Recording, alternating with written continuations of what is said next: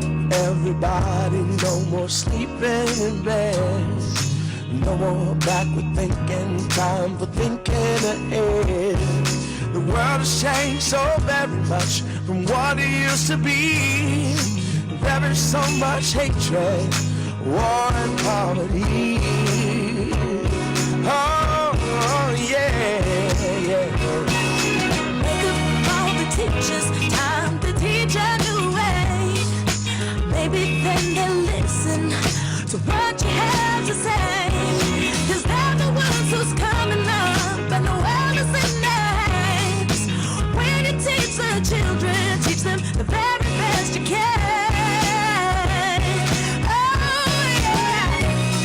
The world won't get no better if we just let it be.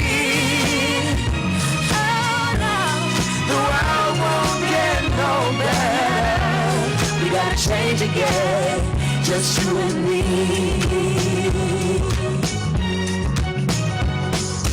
Wake up all the doctors, make the old people well. They're the ones who suffer and who catch all the hell. They don't have so very long before their judgment day. So won't you make them happy before they pass away? Oh yeah. Wake up all the builders, time to build a new land. I know we can do it if we all lend a hand.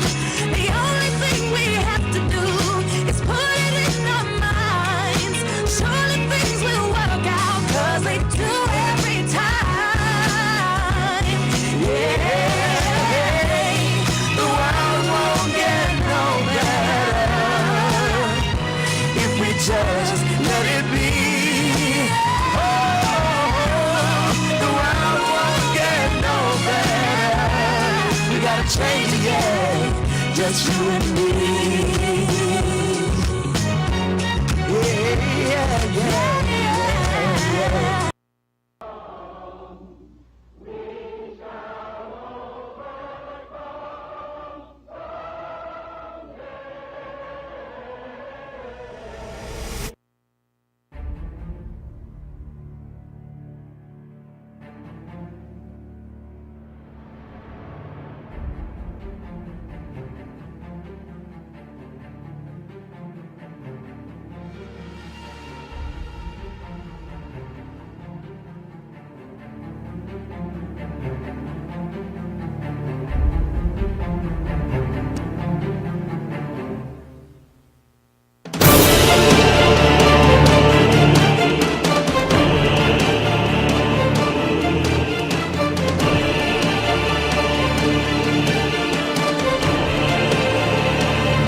Somewhere I read that the greatness of America is the right to protest far right.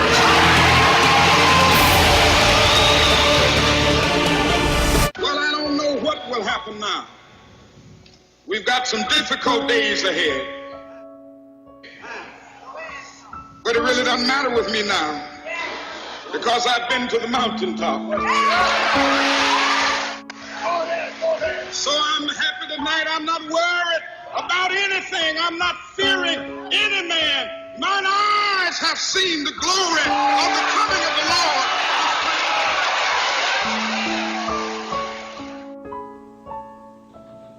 Dan Rather reporting for CBS News from New York. The Reverend Martin Luther King Jr. was shot to death by an assassin late today as he stood on a balcony in Memphis, Tennessee. Dr. King had planned to lead another civil rights march.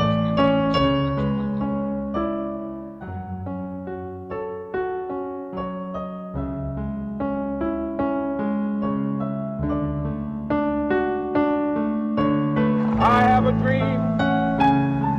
We will be able to speed up that day when all of God's children, black men and white men, Jews and Gentiles, Protestants and Catholics, will be able to join hands and sing in the words of the old Negro spiritual, free at last, free at last.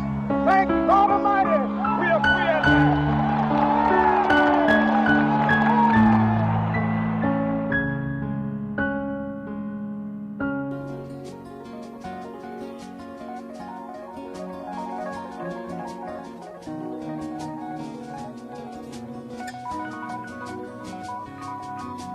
Hang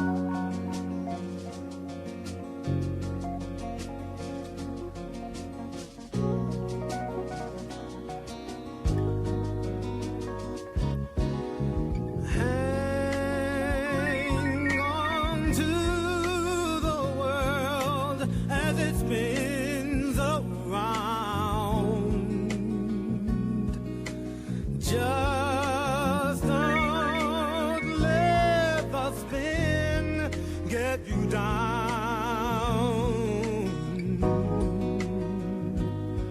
Things are moving fast.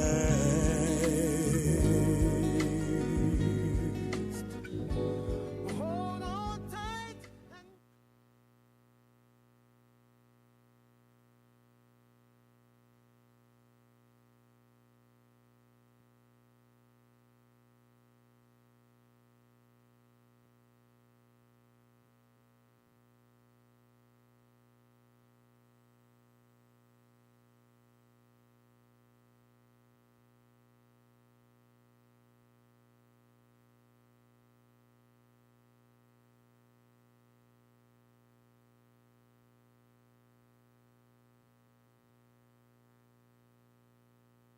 And gentlemen, President Jonathan Alger, James Madison University administrators, faculty, and staff, students, family, friends, and members of the community, and a special good evening to tonight's guest speaker, Dr. Steve Perry. My name is Donald Jones Jr., and I will be your master of ceremony for this evening. Will you please join me in giving another round of applause to the members of the artistic expression performance.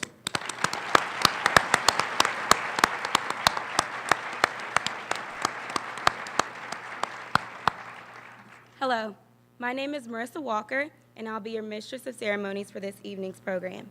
Today, January 20th, 2014, marks the annual celebration of the national holiday honoring the life and legacy of Dr. Martin Luther King Jr. Dr. King was very instrumental in promoting justice and equality throughout his life, and his courage continues to inspire us today. We would like to begin our program this evening in the same manner as many moments throughout the civil rights movement, in a time of reflection. In a sermon entitled, Remaining Awake Through a Great Revolution, the Reverend Dr. Martin Luther King Jr. used the following words to encourage those individuals striving towards justice. Somewhere, we must come to see that human progress never rolls in on the wheels of inevitability. It comes through the tireless efforts and the persistent work of those individuals who are willing to be co-workers of God. And without this work, time itself becomes an ally of the primitive forces of social stagnation. So we must help time and realize that time is always ripe to do right. We're going to win our freedom because both the sacred heritage of our nation and the eternal will of the Almighty God are embodied in our echoing demands. And that day, the morning stars will sing together and the sons of God will shout for joy. God bless you. On behalf of the Center for Multicultural Student Services, we would like to welcome each of you to our 27th annual Dr. Martin Luther King Jr. celebration. At this time, we would like to invite President Jonathan Alger to offer the official welcome.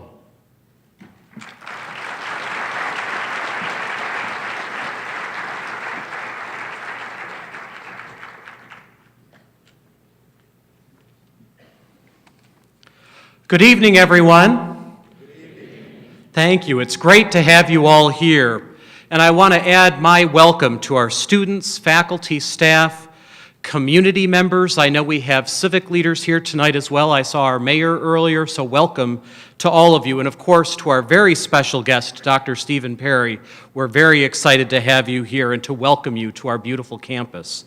You know, I have to say, I really love the theme for our celebration tonight. The strength of a dream still leads the way.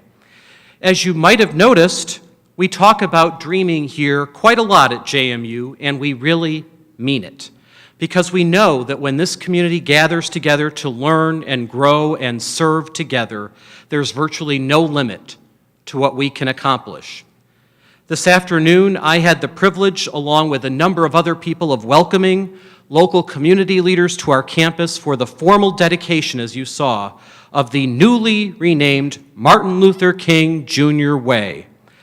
Now, as we know, Martin Luther King Jr.'s way was all about justice and community and service. So when we talk here about sharing Martin Luther King Jr. Way, it's not just a road to us, it's a calling and a way of life. Tonight, we gather to honor the legacy of Dr. King and all that his dream continues to represent to us in the 21st century. As some of you may know, yesterday I celebrated my 50th birthday. It was, thank you. I'm getting used to it now. It was also 50 years ago that the landmark Civil Rights Act was passed with the leadership of Dr. King. So we've seen a lot just in our lifetimes. And while many of us have seen positive changes, we know that we have a lot of work ahead of us to help make Dr. King's dream of true justice and equality a reality. There's much more to be done, and now it's our turn and our time to step up. Dr. King set a great example by using his gifts and his education for the betterment of all people. And he challenged all of us to do likewise when he said, "Life's most persistent and urgent question is, what are you doing for others?"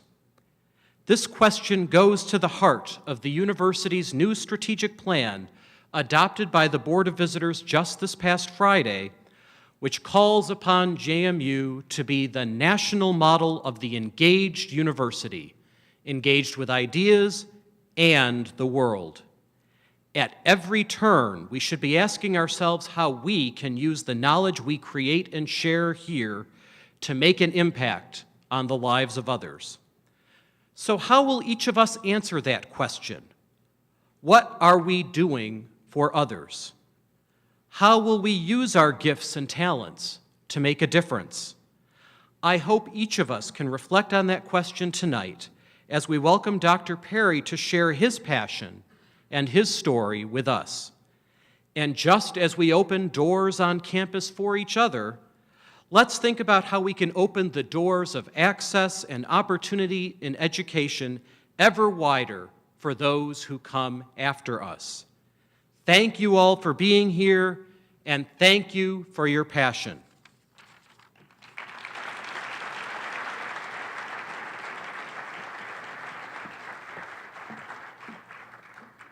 Thank you, President Alger, for your warm welcome. At this time, we will now have two awards presentations. Ms. Michelle Miller will present the winners of this year's Martin Luther King Jr. Essay and Creative Expression Contest, and Mr. Calvin Walker will present the Alpha Phi Alpha Dr. Martin Luther King Jr. Community Service Award. This will be followed by a performance by the Contemporary Gospel Singers.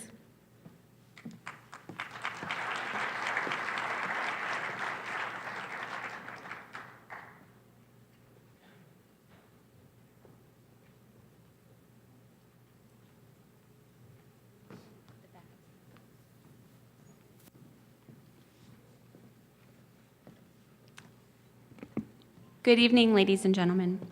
My name is Michelle Miller, and I have the honor of presenting the winners of the Community Outreach Committee's Essay and Creative Expression Contest for the 2014 Dr. Martin Luther King Jr. celebration.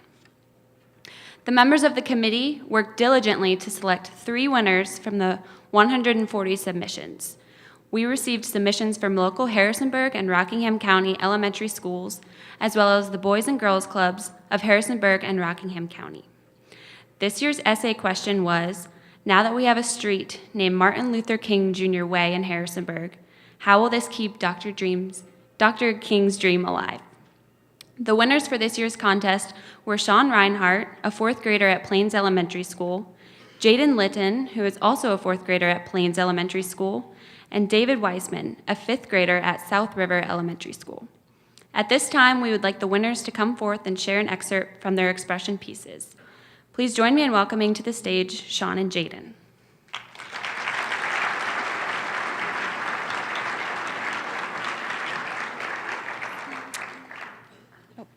We will have Sean Reinhart read an excerpt from his essay.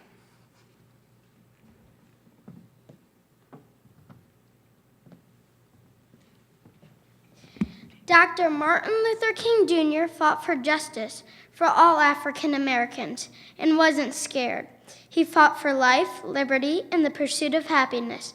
He did not care if he died or any consequence. He wanted America to be free.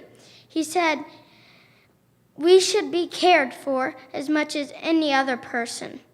He said it is unfair for anyone to be arrested just to sit down where they want to sit. And if I was him, I would say that too. He said, "I have a dream that no one should be treated different, that all men should be treated equal. Kids should go to the same school and not be judged or treated badly because of their skin color." Dr. King was assassinated after sharing his dream in Tennessee. So we still celebrate his birthday and what he did for everyone and what he changed for all people. In the old days, there were black and white bathrooms, and there were black and white water fountains. Now do you see what he changed? Every day you should look around and see what he changed. And remember the last words heard from Martin Luther King Jr., "I have a dream."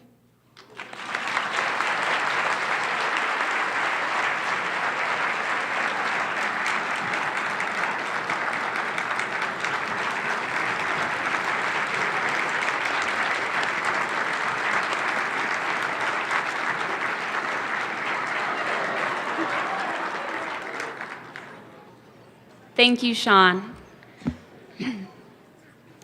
Now we will have Jaden Litton read an excerpt from his essay.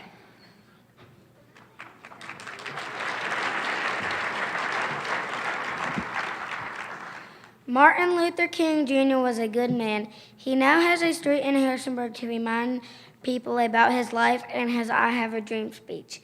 He had to suffer death only because he followed his dreams.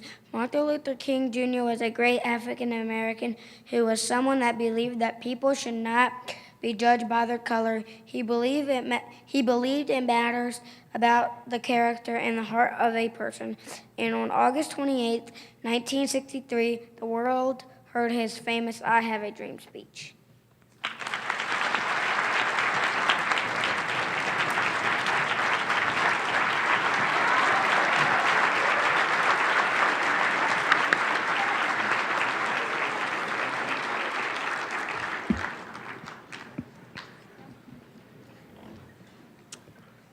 Thank you, Sean and Jaden, for sharing parts of your essays with us this evening. For David Wiseman's submission, he created a wonderful visual representation of how Dr. King's dream remains alive. David was not able to join us tonight, but his submission is being displayed on the screen. Let's give him a round of applause for creating such a thoughtful image.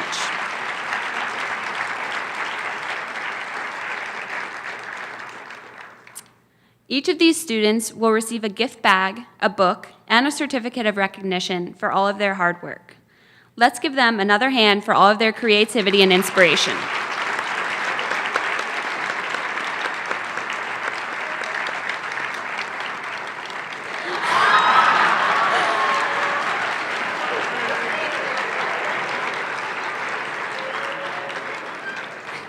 The committee would like to thank all of those who participated in the 2014 Creative Expression and Essay Contest.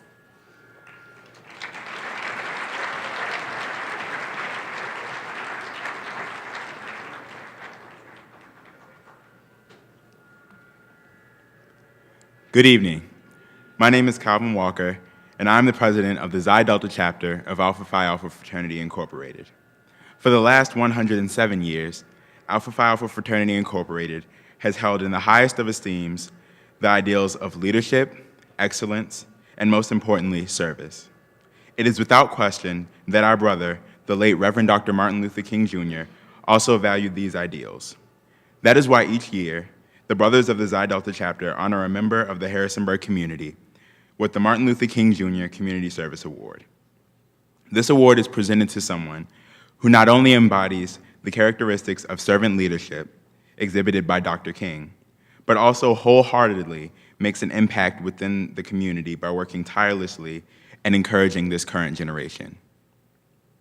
On February 12, 2013, Stan Macklin asked the Harrisonburg City Council to name a street in honor of the of the late Dr. Martin Luther King Jr. On April 9th of that year, a task force was appointed by the city to select a street to be named. On August 13th, 2013, in agreement with an overwhelming show of support, City Council voted to rename Cantrell Avenue to Martin Luther King Jr. Way. Had it not been for the groundwork done by Mr. Macklin, the renaming that we witnessed earlier this morning may not have come to fruition. Mr. Macklin is a graduate of Eastern Mennonite Seminary, and he has held several pastorates. Throughout his international travels, he has done multiple service projects in Jamaica and Africa. For 16 years, he served as Executive Director of Housing, Interdenominational Missions, a ministry to housing projects across America.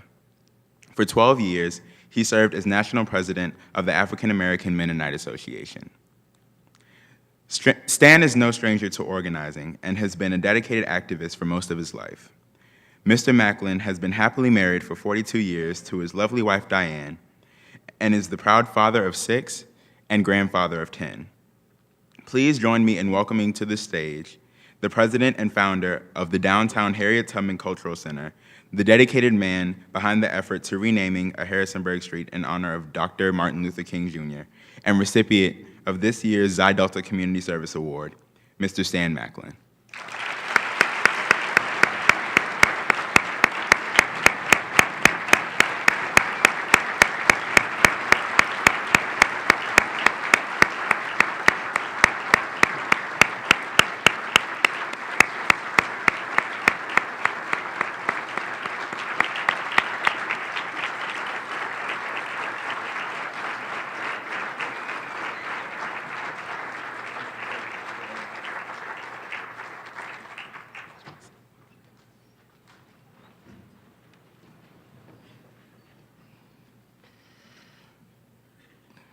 What can I say? A wonderful lady by the name of Maya Angelou, she did a poem that was called The Phenomenal Woman. But today I can say to her and to you, I feel like the phenomenal man.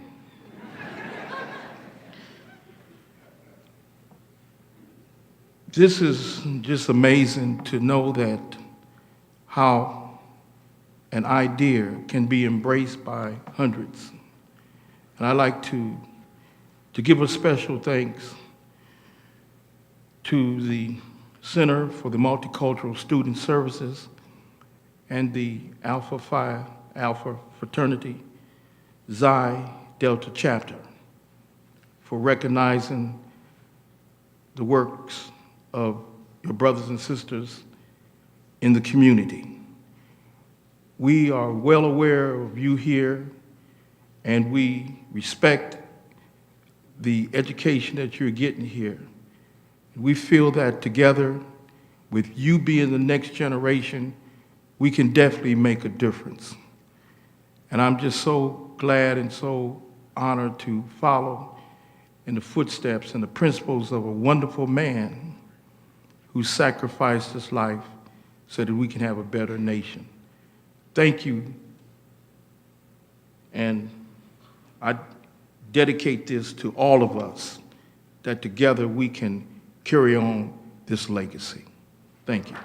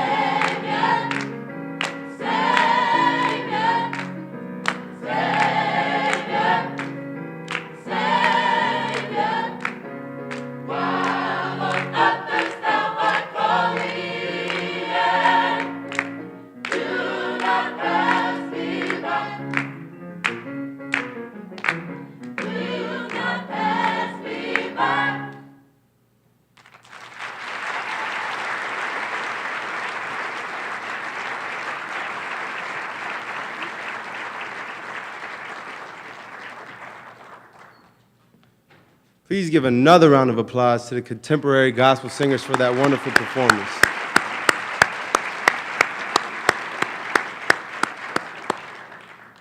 It is now my distinct honor and privilege of bringing forth to the podium tonight's guest speaker, Dr. Steve Perry. Dr. Perry is in a hurry to transform the educational experience for all children. Born into poverty, he believes that success in life is determined by where you end, not from where you start. It is this philosophy that inspired him early on to transform the lives of poor and minority children by providing them with access to a college education, and more recently, has inspired him to bring his ideas and passion to children everywhere, no matter their socioeconomic or academic background. In 1998, Dr. Perry founded CONCAP, the Connecticut Collegiate Awareness Program at Capital Community College. For a period of 6 years, the program sent 100% of its low-income first-generation graduates to four-year colleges. Then, in 2004, Capital Preparatory Magnet School was established in Hartford's lowest-performing district. Since its inception, that school, too, has sent 100% of its graduates to four-year colleges. Capital Prep has been recognized by U.S. News and World Report as one of America's best high schools. Dr. Perry's uncompromising, no-excuses approach to designing the ideal educational experience for children has led to his being featured on CNN's documentary Black in America, and from there an official role as a weekly education contributor to the network. His Perry Principles and other reportage, regular seen on both Anderson Cooper 360 and American Morning, tackles the most contentious issues being debated in American education. Dr. Perry is a columnist for Essence Magazine and the author of the best-selling self-published book, Man Up. He is also a nationally sought-after speaker, who has appeared on hundreds of radio and television broadcasts at education and cultural forums around the country. In his forthcoming Push Has Come to Shove, Perry will spare no sacred cows in describing what steps need to be ensured that all American schools, whether urban or suburban, deliver a first-rate education to our kids, the kind of schooling that will return the United States to the top of the global education rankings. Please join me in welcoming to the stage tonight's guest speaker, Dr. Steve Perry.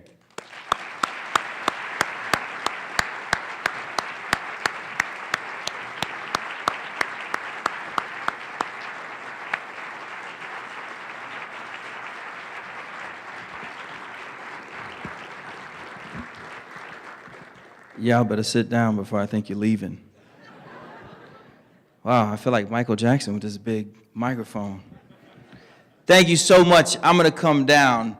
Terry, you got a tough job. You sure? You good? We brought Terry in from South Africa. She was gonna do another funeral, but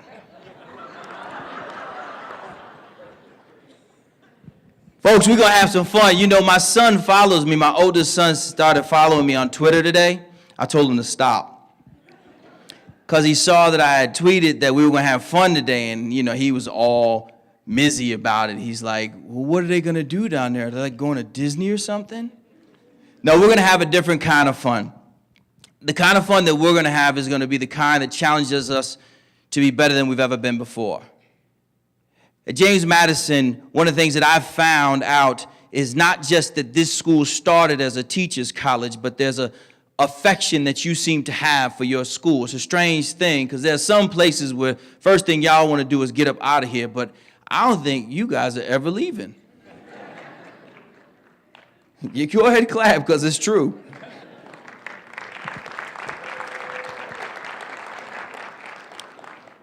You have a fine president.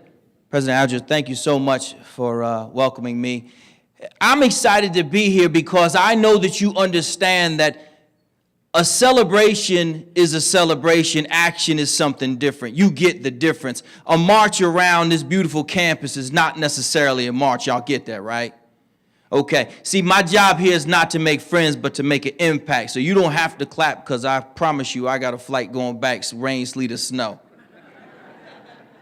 But what I do need you to understand is that I'm compelled to challenge you to be better than we've ever been before, because while we're celebrating a man whose life was taken from him, this is not somebody who died of old age, who passed away. He was murdered for speaking the truth. So if you came here to hear anything other than that, you came to the wrong place. You paid too much. See, because what I've seen is that while we fight for integrated schools, most of our black children still go to failed schools where most of the children there are black. Latino children still go to schools in which they are the majority, and there's an achievement gap that is killing us. The reason is because we've spent too much time focusing on the ceremony, the pomp and circumstance, trying to say the right thing the right way, waiting for the right time. Dr. King was fond of saying that there is no right time for change. Every time is the right time for change. And so we have this conversation around change and making an impact, but what I find is that when we look at the data tells us that we've changed very little. So no, there are no white drinking fountains and black drinking fountains, but there are schools that don't educate black kids, that pay people to work in them and come up with excuses as to why children cannot be educated. See, you can't tell me, because, see, I work in one of those schools, and I've seen firsthand that when you set the expectations high, great things happen. When you believe that everything is possible, some things start to change. And what I see is we spend too much time worried about working grown folks' nerves as opposed to working to make sure children are in a better space. We've spent too much time in places like Virginia looking back, but not looking forward, not understanding that we still have fights to be fought. Just because you can walk down a street that's named after a king doesn't mean you're treated like one. Just because we can be honored in a place like this does not mean that we are all honored as human beings. Because until such time as we put the effort in to get a black student from a nearby school as we do to get a black athlete from anywhere on earth. Y'all brought the wrong one if you thought I don't know who you thought you brought. I'll say it again. When you decide that black people and Latinos, when you decide the diversity is that important, that you will make it your business because the athletic department can find some black people. They can find them. They can find them and they can bring them here and they can put academic supports around them to make sure, if nothing else, they stay eligible. See, if we're going to have a conversation, you got to have a conversation. In order for us to make the changes, we have to start looking at the reality. I'm going to tell you there's an elephant in the room. It's all too easy for us to have the comfortable parts. I memorized the whole Dr. King, I Have a Dream thing too. So I get up here and hit you with some of that, and woo, yeah. But that ain't going to do us any good because I'll walk out clapping things and what do you say? A dream without action is sleep.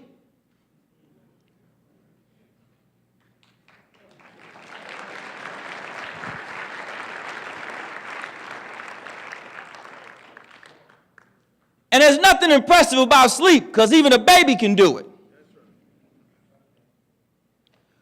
What we need to do is to look at the real facts that in this country still today, there is an apartheid. In this country still today, some children will receive access and others will not. Zip code discrimination will put certain children in certain failed schools and other children will live a wonderful life. And don't think for a second because you are the one living a wonderful life that you are so much better than the others.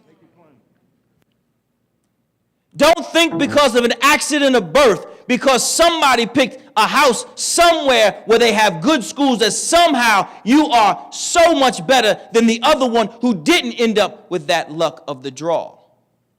When the community decides that every single child is important and every single child will feel important, one of the reasons why children hurt other children is not because they don't love those children, it's because they don't love themselves. Hurt people. And when you go to schools in which you know you're not loved because you walk around the school and it feels like nobody loves anybody, everybody's just trying to get out of here. It's hard to feel a sense of self. It's hard to feel meaningful. We can't think that Dr. King put his life on the line. I mean, let's be honest. He had a beautiful wife and kids. He had a good life, man. Y'all need to understand. He was living in Atlanta. He could have been all right. He could have been like so many of us black people. See, I'm going to talk to black people for a little while. White people, you listen up. If I say something that sounds like you're going to agree with too much, just don't do it. Just don't do it. Don't take this as an opportunity for you to say something slick because, let's just keep it honest. But I can't just talk about some people and not talk about our people because we as a community need to do better. When black people decide that they've had enough, when we decide that education is important to us, as important as, singing, as, playing sports, we'll put our kids in cars and drive them all over the place like we do for an AAU game. We'll spend as much money as we do on footwear. We'll focus on taking them from wherever they are to where they need to be because we will love ourselves enough to challenge ourselves to not wait for somebody else to come and do what we need to do for ourselves. We will go to our preachers and suggest that maybe this year's pastor's anniversary doesn't need to be so ostentatious. I told you I'm going to get off, just working my way through. Because the only way we're going to get from where we are to where we need to be is if we wake up from this slumber. We've been lulled into this notion that because there are laws that the world has changed. Dr. King said it very clearly. There are beautifully written laws that are completely unfollowed. That was his frustration as his life came to a close.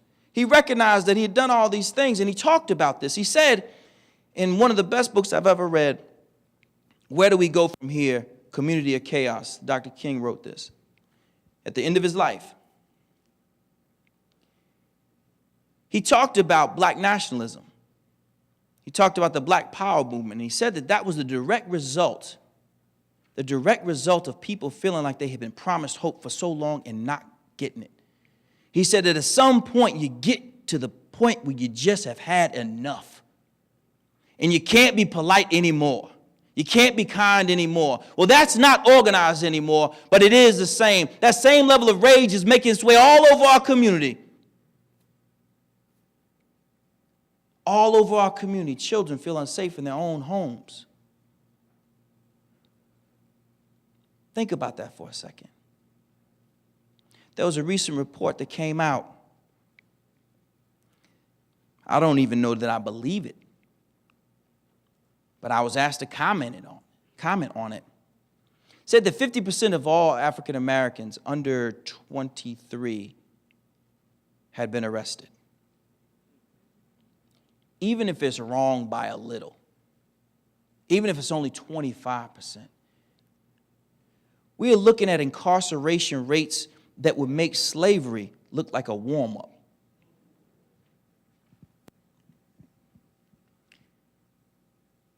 We're still looking at a time in which African Americans graduate from high school, in some cases 4 years behind white children.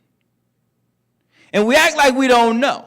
We all want to be so politically correct. We don't want to call a spade or a failed system, because to do so means some grown people are going to have to lose their jobs. Some people are going to have to find something else to do because, see, I don't believe that you can be taught to teach. I know y'all got a little program here. Some people getting taught to teach, but I'm just going to be honest with you. You still got some time. There's some other majors on campus.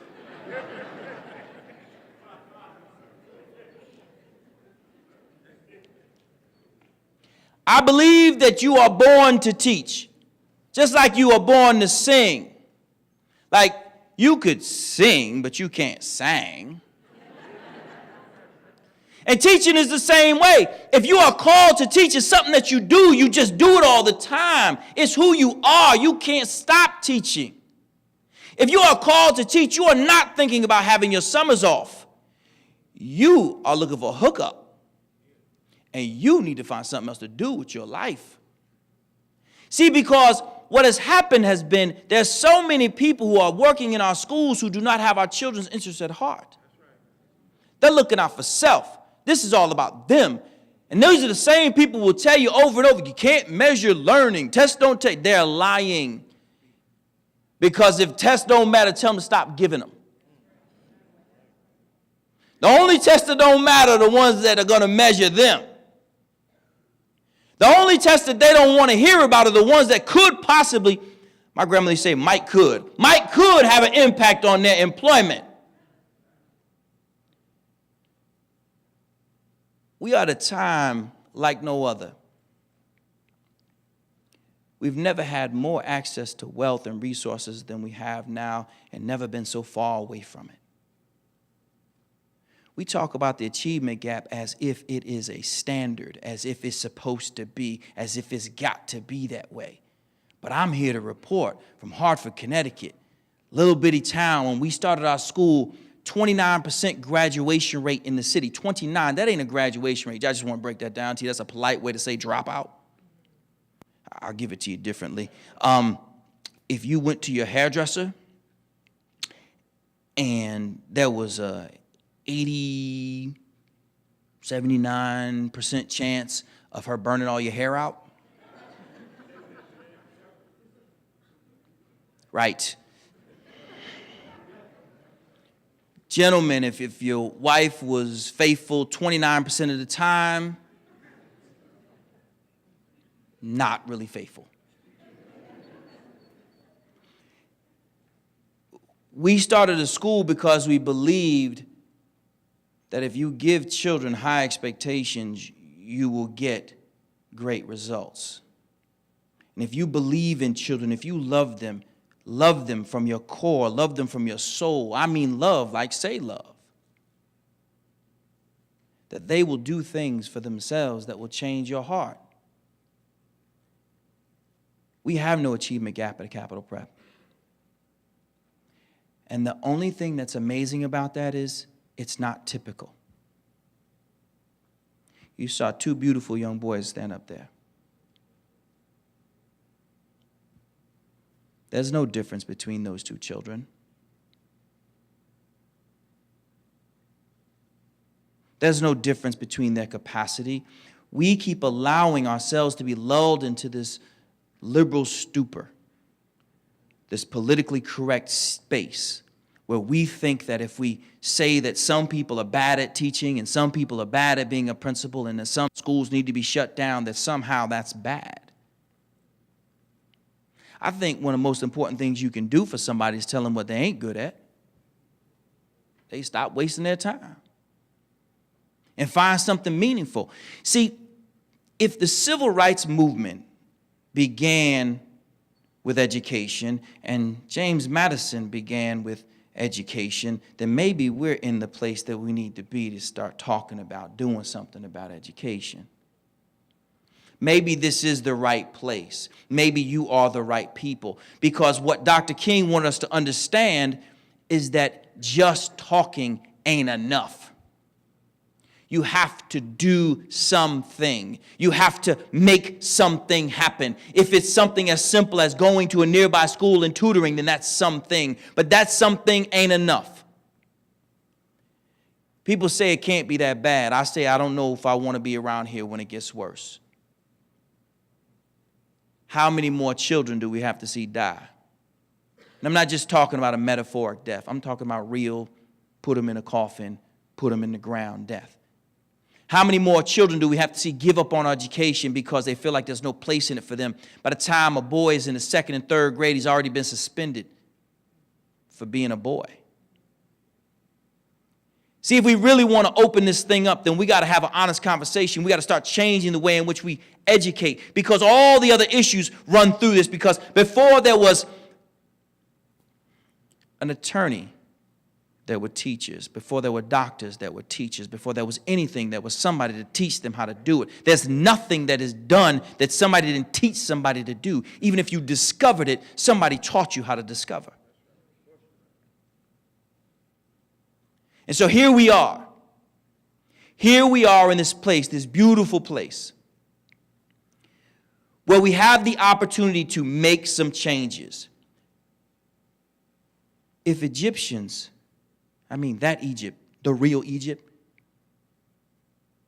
can take a regime and turn it on its ear with Facebook, what could James Madison do? What could y'all do with all these resources around here? If you like me, I'm almost a little embarrassed. You guys got it good. I see why you don't want to leave. It's gaudy. President, it's gaudy, y'all. It's being honest. I look around, even in the dark, you got a lot.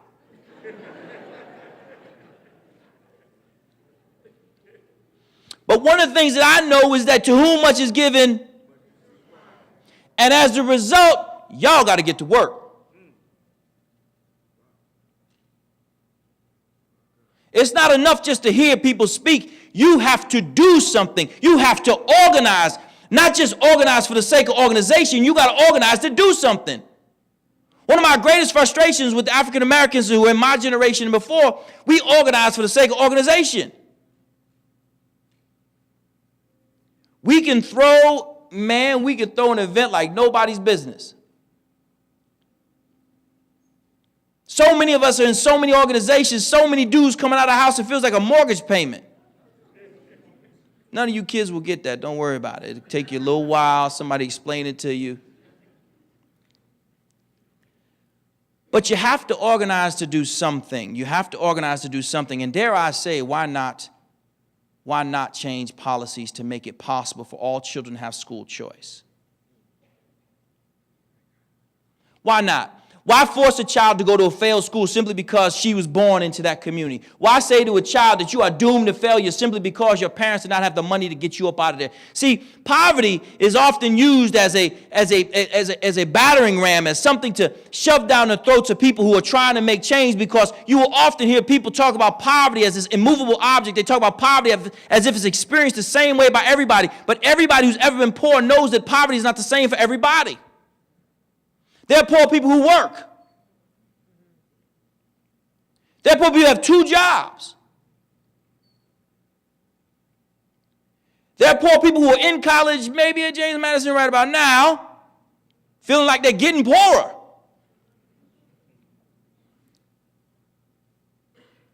Poverty is not experienced the same way by everybody. Some of y'all got stopped up with a block of cheese. Apparently not as many as I know. Some of you have had a Wonder Bread cheeseburger. Do you know the kind that sticks to your fingers after?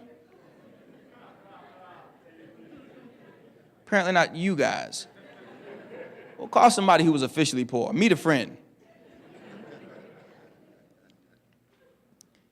The point is this, that poverty has never, ever stood in the way of education. Never. The only place it stands is in policy. Because there are some people in here right now, we can't tell which one they are, but for the fact that there's grants and loans and what have you, who would not be here today, who are poor today. Tonight, they are poor. Legitimately, federally government stated that they are under the poverty line, and some of them are whooping your behind in class. Some of them are so hungry you ain't never gonna beat them. I promise you. I don't care what such and such a school you came from. I don't care who your people are. They're gonna beat you. Some of them came here, can barely speak the language. They're gonna beat you. They're hungry. They're hungry in a way that you can't manufacture in any other place. Only in the belly of poverty can that come from. Only that thirst. That's only theirs. You can see it in their eyes. There's something different about them. They ain't gonna lose, man. Under no circumstances. The only way they lose is if we put them in a failed school. One that robs them of the opportunity to learn, so that when they come to campus, one of the first thing they do is they write a paper, and that thing comes back, looks like the teacher just took a marker. She ain't even try. She just scribbled down all the way. You came from this school and you thought, wow, I thought I was smart. And you come to campus and they say, no, not so much. You are smart. You're very smart. In order for you to make it here from there, you're really smart. You're different. You're different than anybody else. You're blessed in ways in which it's hard to explain. But you shouldn't have to be so special to make it to college in America. It shouldn't seem to be this impossible task in the United States of America. You shouldn't be more likely to drop out of high school than to get to college because you go to certain schools. It shouldn't be that way. What good is all of this that you have here if you can't share it with anybody? What good is having this beautiful building and this wonderful campus and these great professors if you're the only ones who are going to get it? When it starts to set down inside you, your conscience has to kick in.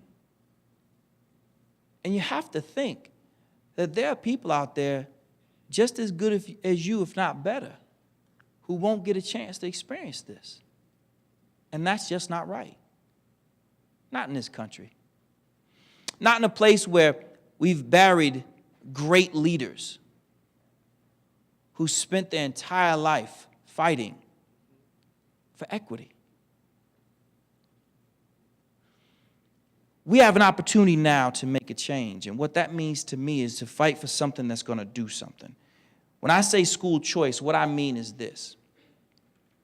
I mean that a child gets to go to the school that is best for that child.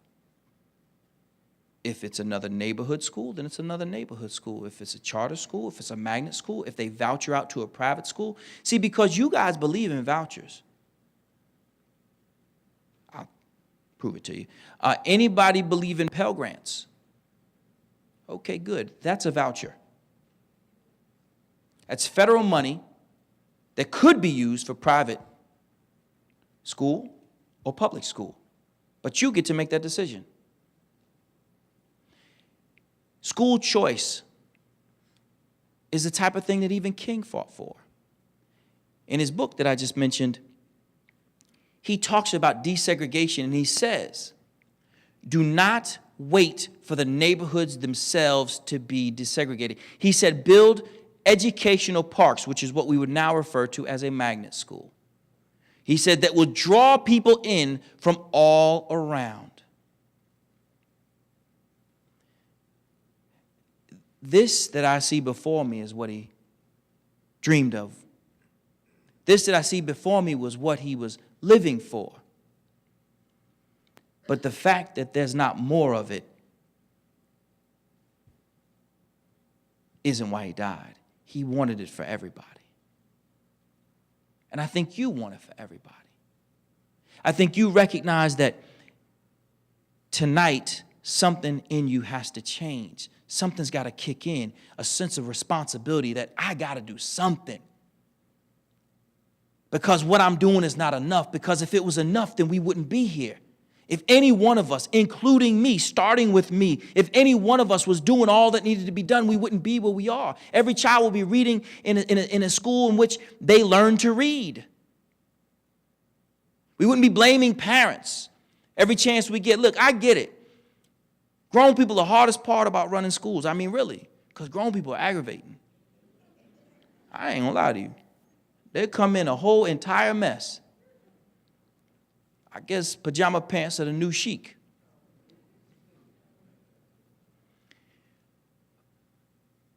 But my job is to educate a child, as Dr. King said, so that no one can tell who his parents were. My job is to make sure that no matter who comes through those doors, that the person that I send out is going to be one that can change the world. No one knows what's in the heart of a child, not one of us. But our job as educators is to breathe life into that dream, to wake them up from wherever they stand, to make them believe in the unbelievable. The most amazing part about education is that we make dreams come true. Miracles every day. Miracles. Making kids believe that just because everybody else in their family is not good at school doesn't mean that they have to be bad at it. That's what we do every day. But we could sure use some support right there on the front lines. I need you to fight to make sure that organizations that are holding us back don't get to hold us back anymore. Whether it be a teachers union or a teachers association, anybody who is more concerned about the grown people in the building than they are the children is not doing what they need to do for kids.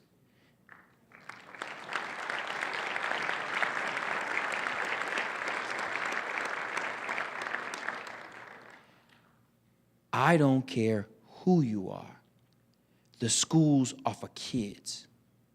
If you are more concerned about job security and working environment than you are about learning environment, then you are not helping our kids.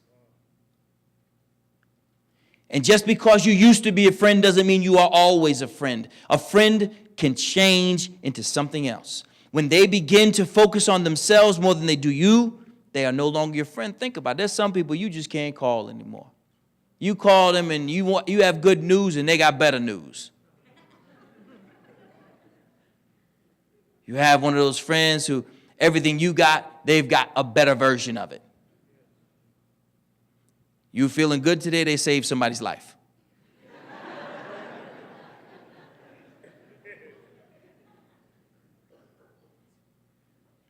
You got a headache, they got a tumor. Things don't have to stay the same. But what we do know is this, that the opportunity is now for us to make a change. You can do something. See, people like you, young people like you with strong backs and minds have been the force behind civil rights forever. But I'm concerned about your generation because I don't really know what's going on with y'all. I don't get it. With so many resources at your disposal, you're getting whooped by the rest of the world. See, I don't believe in the achievement gap. I believe in the access gap. I believe if you take an iPhone or a Droid or whatever you use, and you give it to a poor kid, and you take this same device and you give it to a wealthy kid, I want you to show me the achievement gap. There isn't one. It's an access gap. So if they can both operate this machinery, which, by the way, I know I'm going to struggle with, then clearly they can both learn, and neither one of them has ever read a manual in their life. Then we have something in your generation if we could just harvest it. If we can get your courage up to fight for something other than parking spaces on college campuses. If something could be more meaningful than whether or not your cable is on. If we could get you to use the phone for something other than to text, you know what I'm about to say. Those things. You have so many devices and resources at your disposal, but what are you doing with them? How are you changing the world? You're just consumers.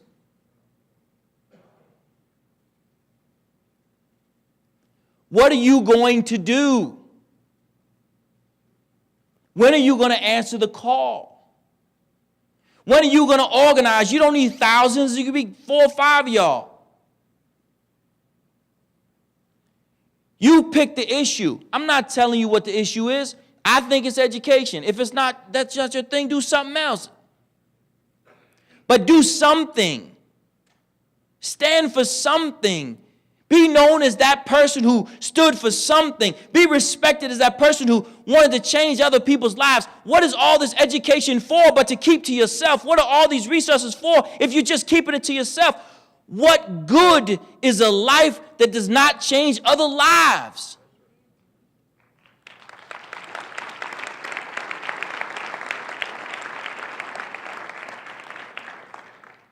We celebrate a birthday in part because we believe that there's something so good about the birth and life that the life itself is going to impact other lives.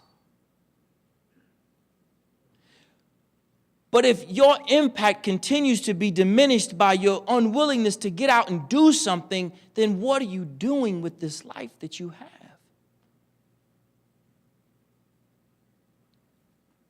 Black and white. Because black and Latino people, we ain't put ourselves in this situation. We ain't just get here by ourselves, so we ain't going to get out this hole by ourselves. We have to do this together. We have to find a way to work together. We have to find a way to make sure that we have the highest expectations of schools. If it says school on it, people should learn in it. Revolutionary thought. If people call teachers, they should teach.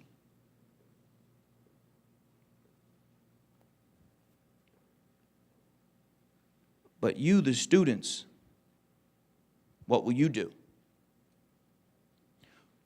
Which one of you will challenge the others among you to do something? Where is the leader in this room? Where are the leaders in this room? Where are the people who are going to do something different? Who are the ones who are going to stop complaining and make something happen? Who are the ones who are going to be the ones who are just here to do something and the others who have made a difference? Who are those students? See, I believe that what we do to pay the bills is how we make a living. What we do to pay back our debt is how we make a life. And when you're in the process of making a life, you ain't never working. It never feels like work because you know that it's going to get harder every day, but every day that it gets harder, you know you're getting closer and closer to making something happen. When will you challenge yourselves to be that place? Why not here at James Madison? Why not? It's got to happen somewhere. You're supported by your administration. I've seen it. I've talked to them. They care about you. Nobody's standing in your way but you. You've told everybody you're grown. Prove it. If you're so grown, prove it. Do something. This is your time. Don't just celebrate King. I mean, that's not it.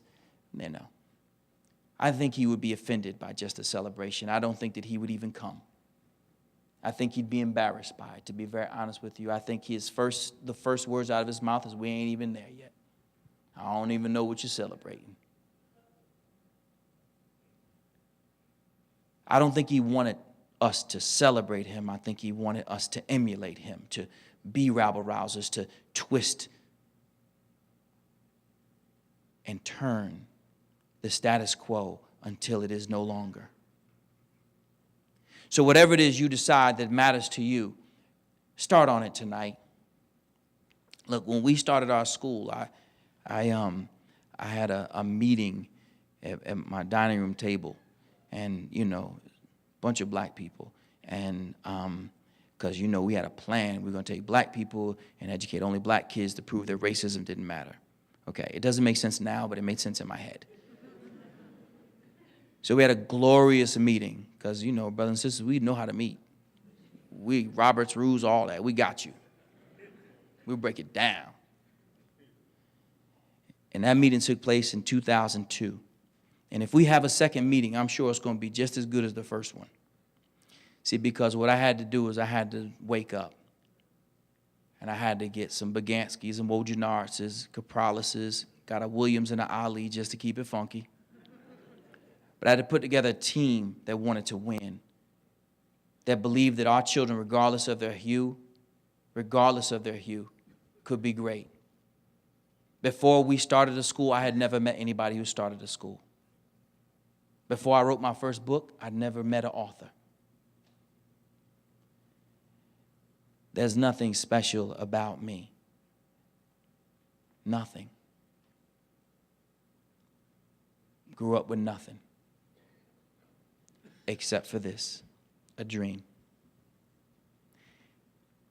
When you believe, and nobody else has to believe this, but when you believe that there's something special inside you, nobody can convince you otherwise. Not one person. I remember one time I was at my grandmother's house and I looking and there was a basketball rim. And I had watched one of those superhero movies and I had seen them bend the rim. You know what I mean? Something like that. So I figured I would do the same thing. So I looked at it. It didn't bend. And I looked at it some more. Didn't bend. I turned to the side and I looked at it some more. And I said, I don't feel like bending it today anyway. When you know that there's something special inside you, nobody can convince you otherwise. Not one person can tell you that anything. Not one person. When you believe that you can change the world, you really can. When you believe there's something different inside you, I swear to God, my grandmother say, I swear for God, that there is something inside you. When you believe in your soul that you have been kissed on the forehead by the Creator himself, when he has put an idea on your heart, I promise you, nobody can take it away. It will keep you up at night. It will be the thing that you talk to your friends about, the first thing out of your mind, the first thing every single time. When you have something on your heart, it is only yours. It is yours and yours alone. When he gives it to you, it's yours. And when you decide to do something with it, when you open up, that is the gift. People talk about being gifted. There's your gift. That's it. You find your purpose. When you listen to that thing inside you, it's screaming out. It's screaming. You feel like I got to do something. You do. That's the point. That's what brought you here tonight. You're supposed to be here because you're supposed to be hearing something that makes you feel like I'm supposed to do something. You are. You are. You are supposed to wake up and stop dreaming and start doing. Thank you so much for your time and attention.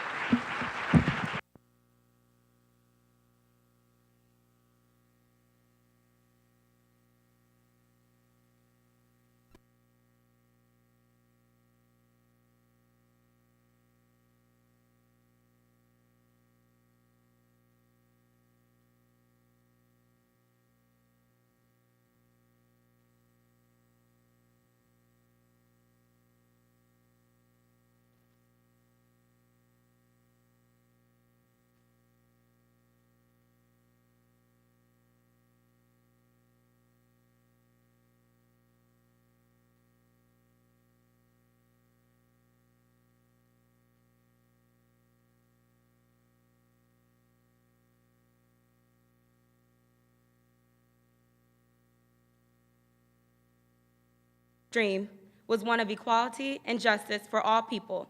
Today, we honor his courage and strength to love in the face of hate and his ability to act in the face of fear. In our Sea of Lights candle lighting ceremony, each lit candle symbolizes a strong character that is committed to upholding Dr. King's vision. It is a time for us to reflect upon our own character and remember his legacy. The lighting of the candles unites the JMU and Harrisonburg communities in their dedication to upholding Dr. King's vision. At this time, we will ask that President Alger light our first candle, followed by our speaker, Dr. Steve Perry.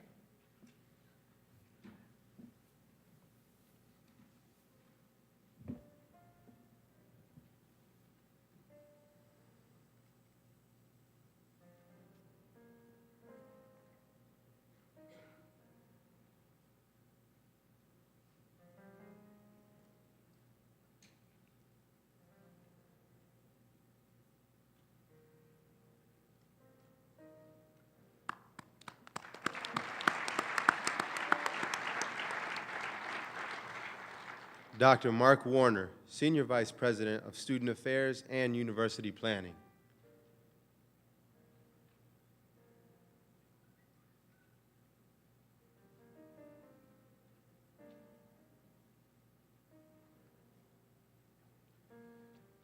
Dr. Jerry Benson, Provost and Senior Vice President for Academic Affairs.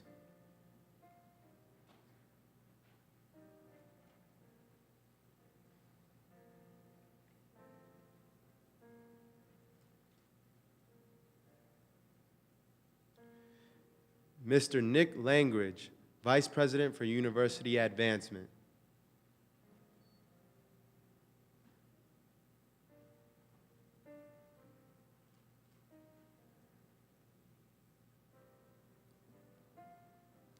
Ms. Diane Stamp, Associate Vice President for Budget Management, representing Administration and Finance.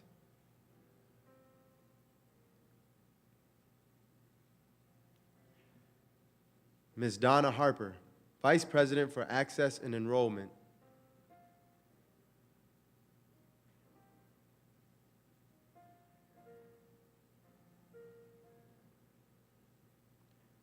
Dr. David Awusu Ansah, Special Assistant to the President.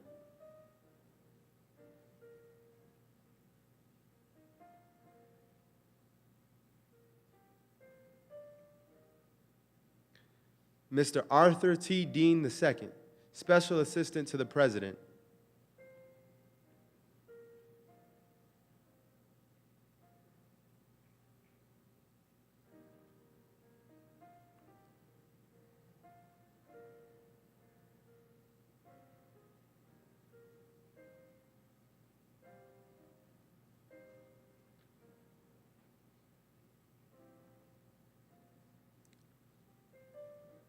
Mr. Jake Jedlicka, Student Government Association President.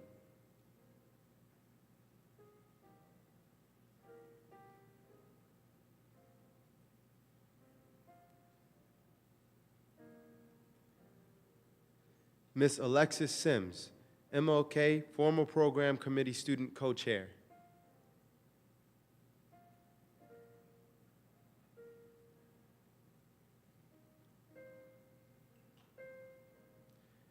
And Mr. Alan Jones, Center for Multicultural Student Services Graduate Assistant.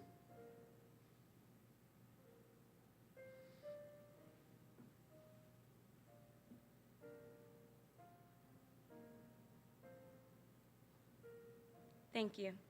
On your program, you will see a list of participants, and throughout our audience are representatives from the JMU and Harrisonburg communities, each with their own candle. We will now ask all the representatives from the JMU faculty and staff to please stand and remain standing and light your candles.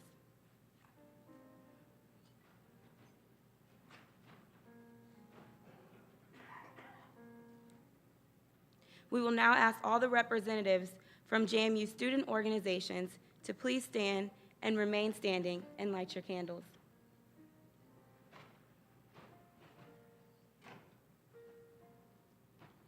We will now ask all other participants in our Sea of Light celebration throughout the audience to please stand, continue standing, and light your candles.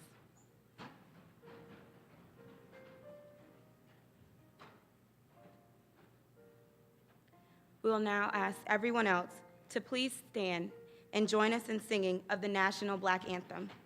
Lift every voice and sing.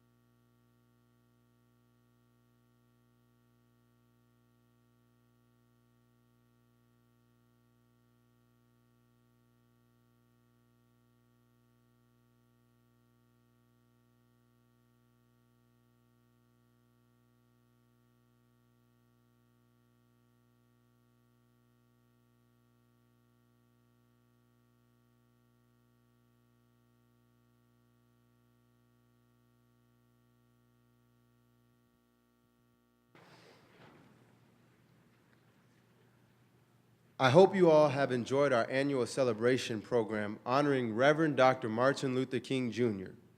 I would now like to ask Ms. Valerie Gant, Director of the Center for Multicultural Student Services, to come and provide us with the closing remarks.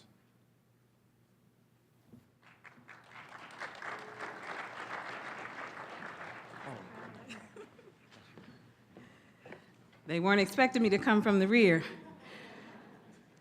Wow, I'm looking at the sea of lights, and it is absolutely beautiful. So why don't you give yourselves a round of applause?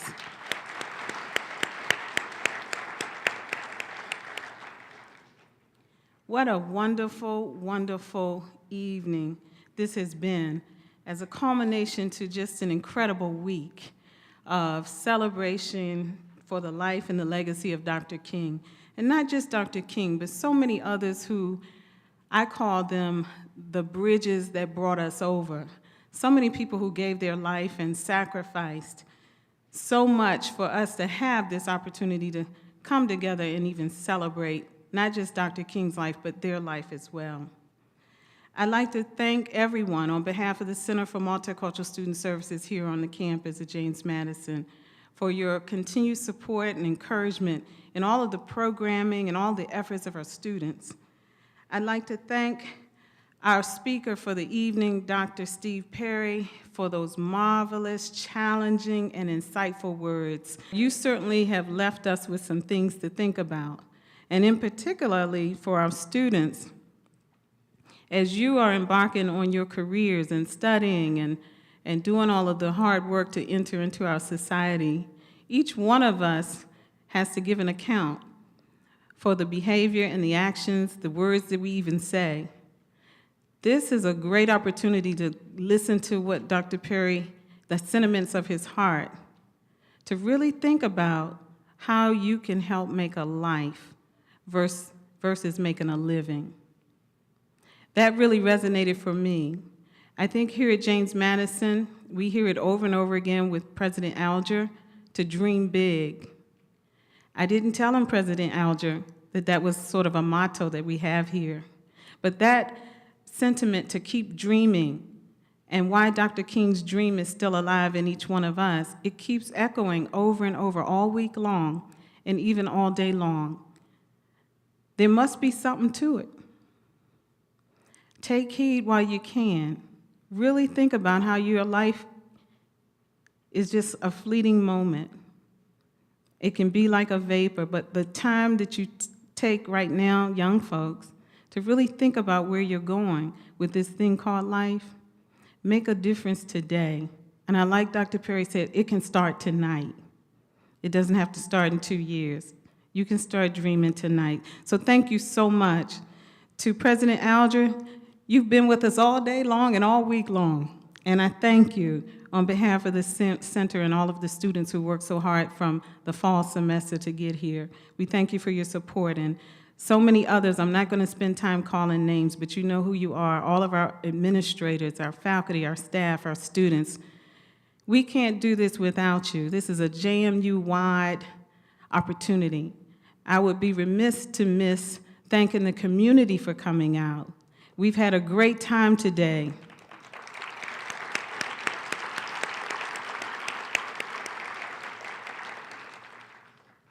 All of our community members, Dr. Stan Macklin, Mr. Stan Macklin, congratulations on your community service and for being that lone voice in the wilderness. I'm sure it felt that way for a season, and challenging the city, challenging the minds of the city to create a street or change the name of one of our streets to MLK Jr. Way.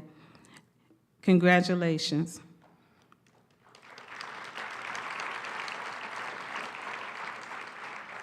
To our young people, our creative expression winners from Plains Elementary and South River, you warmed our hearts.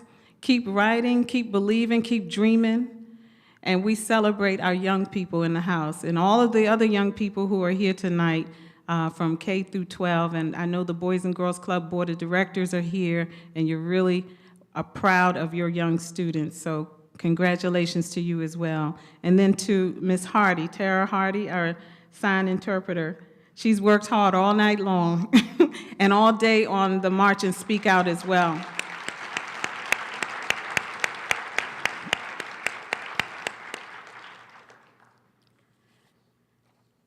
I could go on and on. I like to thank people, and you all know that. But I'm going to be quiet now. I'm going to simmer down. My heart is just overjoyed for the students who worked hard to make this week special and this night in particular. And to our student co-chair, Alexis, congratulations, and Michael Frimpong, job well done. Let's give them a round of applause.